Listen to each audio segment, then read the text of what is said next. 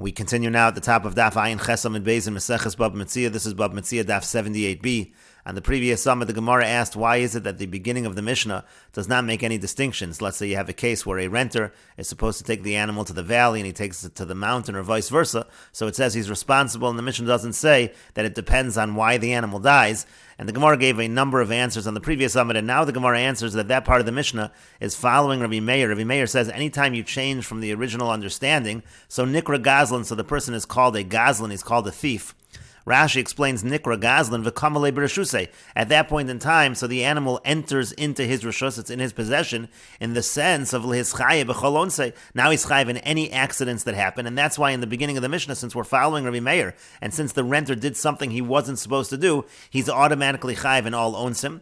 V'sefer Rabbanan, and we'll just say that the end of the Mishnah is following the Rabbanan. And the Gemara continues, hey Rabbi Meir, well, which Rabbi Meir? Where do we see that Rabbi Meir says that anytime you change from the das of the balabayas, then you're considered a gazlan? Ilema Rabbi Meir detzav, if you're going to say it's the Rabbi Meir that we find by dying, the Tanan, as we learned in a Mishnah, hanosein semer litzavo litzvo lo edom vitzavo shachar. Let's say a person gives wool, and the person is supposed to dye it red, and instead he dyes it black. Or the reverse, shachar vitzavo edom, he's supposed to dye it black, instead he dyes it red. So Rabbi Meir says, no sein lo demeit smaro. He gives him the value of the wool, meaning to say he's essentially a gazlan, and the halach is a gazlan pays keshas hagzela, so he has to return to him the value of the wool. And Rashi explains, no sein lo demeit smaro. He gives him the value of his wool, b'domim shetzemer lova nimchar b'shuk, meaning he gives the value that white wool is sold in the marketplace. Dekanya b'gzela l'shalom keshas hagzela, because he essentially acquires it through stealing to pay keshas hagzela. And so the idea over here is we see that since the person changed from the instructions of the balabayas, that's why he's considered to be a gazlan. And the Mishnah continues, Rabbi Yehuda says, if the improvement is more than what was spent, he gives what was spent. If what was spent is more than the improvement, he gives the improvement. And the idea, according to Rabbi Yehuda, is that the person who dyed the wool, he gives the wool back to the original owner, but since it was dyed the wrong color, so that original owner pays always the lesser amount. If the improvement is less, he pays that. If what was spent was less, he pays that. In any case, you see here, according to Rabbi Meir, that if the person changed from the original intentions of the balabayas, he's called a gazlan. And the Gemara says, not necessarily mimai. How do we know that Rabbi Meir is saying here that it's because he changed from the original das of the balabayas? Dil mashani hasa, maybe it's different over there. Dekanya b'shinoi maisa. There was actually a physical change, meaning to say in the case of the dye, he dyed the wool, and there was a physical change in the wool, and through that, maybe that's how he acquired the wool, and that's why he pays kashasa gazela. That's why he became like a gazlan. And Rashi explains Hayetzia, first of all, what was spent within Rabbi Yehuda, to may eitzim v'samamonim, there's a certain cost to the wood, and the samamonim which are cooked to create the dye. V'lo schar shalom, he doesn't pay him the full amount because he dyed it the wrong color. And then the Gemara said again, maybe Rabbi Meir there was just saying b'shinoi. Maybe the kinyan was through a change in the physical object. Sheshineu mikamo shayeh, changed it from what it was. V'ikol mandamer shinoi kona b'hagos kama. There's a mandamer that says shinoi kona in hagos kama and Babba kama. Aval gabe hachamor lo neshtana hachamor. But by the case of the donkey didn't actually change. He just changed from what the intention of the balabayas was in terms of taking it to the wrong location. And so the Gemara continues, Elahar Rabbi Meir, rather the Rabbi Meir that we're talking about, who holds that if you're mavir al das balabayas, you're called a gazlan, is the following Rabbi Meir, the migvas purim. It's Rabbi Meir by the collection of purim. The Tanya, as we learned in a brayso, migvas purim lepurim. Let's say money is collected for the purpose of the meal of the suuda for purim. It has to be used for that purpose. It has to be used for the suudas purim. The next line some take out, migvas ho'ir lo'os ho'ir. The collection of the city has to go to that city. And then it says in the brayso, ve'ein medaktikin bedover. We're not so strict when it comes to this matter. Avalochen es ha'agalim v'shochten v'ochlem osan. Rather, we purchase the calves, we shech them, we slaughter them, and we eat them. V'hamoser yipol l'kis shel tzedakah. And whatever remains will go into the tzedakah, into the charity box. Rabbi Eliezer says, Migvas Purim lepurim. Again, what's collected for Purim is for Purim. Vein ha'ani rashoy likach mehen ritzua l'sandalo. The ani, the poor person, is not even allowed to use that money for something else, even as simple as buying a strap for his sandal. Elim kein hisna b'maimar anshe yoyer. Unless he made that as a condition in front of the people, the local government essentially of the city, the maimar anshe yoyer, the people who represent the city. Divrei Rabbi Yaakov Shamar Mishum Rabbi Meir. That's the opinion of Rabbi Yaakov in the name of Rabbi Meir. Here we see, according to Rabbi Meir says you cannot change at all. If the original intention was to use it for Seudas Purim, that's what it needs to be used for. Rav Shimon ben Gamliel Mekel, and Rav Shimon ben Gamliel, he is lenient, and Rashi Rashi explains, Migvas Purim lePurim, the collection of Purim is for Purim, meaning Mos Shagoven HaGaboim Mibnei Ho'ir L'chalik L'Aniyim L'Sudas Purim. This is the money that's collected by the Gaboim of the city to distribute to the poor people for the Purim Su'uda. LePurim Kuli Yitnu L'Aniyim de Purim. It has to be given for the poor for the purpose of Purim. And Rashi continues, Vein Medaktikin, we're not strict. Lomar Dayim B'Pachas. We don't say that it's enough for them just to get less. V'Hamos Yipol L'Kis Shel Tzedakah, and the rest will go to the charity box. Rather, Avalochen Es Ha'Golim L'Ro B'Chol Amos. Rather, you have to buy calves with all of the money. You have to use all of the money for the Su'uda. V'Hamos, and then whatever is left, meaning Shelo Yaspiku L'Echol B'Purim, if they didn't actually eat it on Purim, then Yimchor, then you sell it V'Yipol L'Kis Shel Tzedakah, then it goes to the charity box. And so the point is, again, you see from this brisa that according to Rabbi Meir, if you change from the original intention, the person is considered to be a gazlan. And the Gemara continues, Dilma, maybe that's not the case. Rather, Hasam Nami, there also, the Adaita de Purim, who de Yoivle, Adaita de Midi Achrina lo Yoivle. In that case, the money was specifically given for the purpose of Purim and not for anything else. And that's why Rabbi Meir says what he says in that case, but it wouldn't apply everywhere. Rashi explains, Adaita de Midi Achrina lo Yoivle, it wasn't given for any other purpose. If it came in the lav Adaita de Hachi Yoiv, since it wasn't given for any other purpose, Nimtza Mos Bechezkas Bailam, it turns out the money is really still in the possession of the owners. Chutz min hayotzin b'sudas Purim, unless it's spent, except what is spent for the Sudas Purim. And again, you can't derive this as a general rule in other situations. And the Gemara continues, Allah Rabbi Meir, rather it's the following Rabbi Meir. The Tanya, as we learned in a brayso, Rabbi Shimon ben Elazar Omer Mishum Rabbi Meir. Rabbi Shimon ben Elazar says in the name of Rabbi Meir, Hanosein dinor la'ani likach lo chaluk. Let's say a person gives a dinar to a poor person, and the condition is the poor person is supposed to buy a garment. Lo yikach bo talis, he can't buy a talis. Talis lo yikach bo chaluk. If he's supposed to buy a talis, he shouldn't buy a chaluk. Mimnei shemavir al daito shabalabayis, because he's going against the intention of the balabayis. It seems like Rabbi Meir has this rule that you can't go against the intention of the balabayis.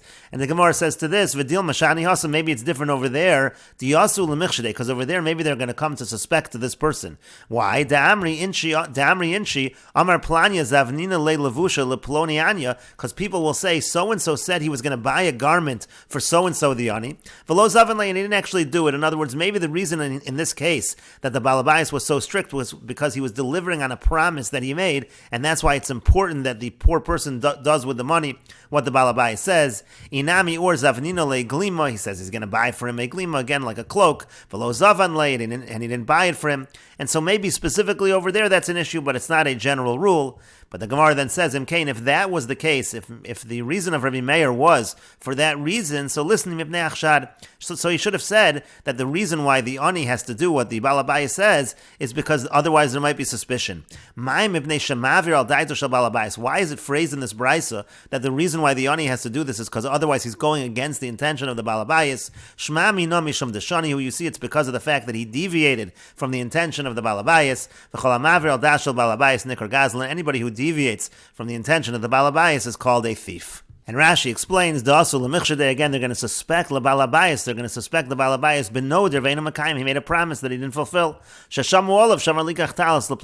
heard him saying that he was going to buy a talis for so-and-so the ani. He didn't buy it. And so again, maybe that's the reason. And the Gemara ultimately said if that was the reason, it should have said Mimnei Hachshad. Rather, it is clear that Rabbi Meir holds if a person is a mavir al daito shel Balabayas, he's considered a gazlan. And the Gemara continues at the two dots. The Mishnah said, Hasocher es achamor v'hivrika, if somebody rents a donkey, and then v'hivrika, some kind of illness occurs. So the Mishnah said that the socher has no claim against the masker. The socher has to take the animal as is. And the Gemara says, Mai v'hivrika, what does it mean v'hivrika? The Gemara says, Hacha targimu nehorisa. Here they translate it as nehorisa, which means there's a light in the eye. Essentially, the animal is not able to see. And again, the renter has to take it as is. Rava Amar Rava says avazkis, what it means is worm rot. That's something that affects the leg of the animal. And the Gemara continues, Ahuda Amar Lahu avazkis b'milsa demalka. There was somebody who said to them that there's worm rot in the clothing of the king, in the garments of the king. Amru le b'mai, so they said, in which kind of garments? B'tlei kesef or b'tlei dov? Is it in the silver garments, which refers to linen garments, or is it in the golden garments, that refers to wool garments?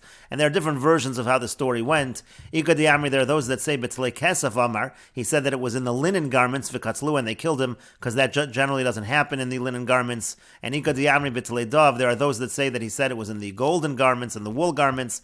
Amar, that's what he said, v'shavkua, and they let him go, because that is something that happens. And the Mishnah continues at the two dots. The Mishnah said, Oshanasas Angoria, If the animal was taken by the government officials, Omer lo harei shel chol lefanecha, again the masker can say to the socher, take what is yours. Essentially, the socher has no claim. It is considered bad fortune for the socher. And the Gemara says, Amar Rav says, Lo shanu elaban gorya chozeres. Our Mishnah only teaches its halacha that the socher has no claim in a situation where it's taken by the government officials, but they are going to return the animal. In that situation, so the masker doesn't owe a different animal to the socher. Avalan garya sheina chozeres, but let's say they're confiscating the animal and they're not planning to return it at all, so chayiv lahamid lo chamor, so then the masker is going to have to provide the socher with a different donkey. Ushmuel Amar, and Shmuel says, Bein an gorya chozeres, bein an gorya sheina chozeres, whether it's a situation where it's seized and it's going to be returned, whether it's seized and it's not going to be returned, it depends as follows. In bederech halicha nitl, if it's taken on the way that the person is walking, meaning what's happening over here is the socher is taking the donkey, he's using the donkey going along a certain route, and then the government officials see him and they say, we need to take the donkey, we need to load it up, and we're going in the same direction, and if we find another animal, then we'll switch, we'll give you back your animal, and then we'll take the new animal. If that's what's happening, so then Omer lo harei shel chol lefanecha, then the masker can say to the socher, take what is yours, you're all going in the same direction anyway. If they find another animal, they'll get the new animal, therefore there's no problem with this rental. V'imla, but if not, v'imla b'derech halichasa nitla, if it's not on the same way that the socher is going, let's say the government official says, we're going in a different direction, so then already chayiv lahamid lo chamor, so then the masker has to provide the socher with a different donkey. And the Gemara continues, Meisvei, we have the following question. Hasocher es hachamor v'ivrika, it says in the Bryce, if somebody rents the donkey, and again, let's say it goes blind, we'll translate it in that fashion, o shenishtater, or it goes crazy, omer lo harei shel chol lefanecha, so the masker can say to the socher, take what is yours. Meizo shenasis an gorya, now let's say it dies, or let's say it's seized by the government officials, chayiv lahamid lo chamor, he has to provide another donkey. Here it goes different than our Mishnah. In our Mishnah it says he doesn't have to provide another donkey by the Angoria case, and in this Bryce it says he does. And so the Gemara says, B'shalom al Rav. Now we understand according to Rav, Lokash, it's not difficult, Kan ban garya chozeres, Kan ban garya shena chozeres. We'll just answer, it depends if it was seized and it will be returned, or if it was seized and it will not be returned. That's why there's a difference between the Mishnah and the Bryce. Ela l'shmuel kasha, but according to Shmuel it's difficult. How do we answer the contradiction? V'chitema, now if you're going to say l'shmuel nami lo kasha, you'll say according to Shmuel it's also not difficult. Kansha b'derech halichasa nitla. In one case we're talking where it's going the same direction as the socher. That's the case of the Mishnah. That's where the masker does not need to provide a new animal. And kansha lo b'derech halichasa nitla. And then in the case of the Brisa, where the masker does need to provide a new donkey, that's because they're taking it in a different direction.